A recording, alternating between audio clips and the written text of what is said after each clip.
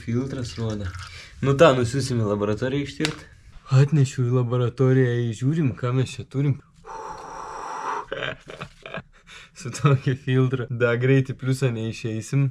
Čia ksado vieno bambaliaus neužteks, man atrodo. Reiks daugiau.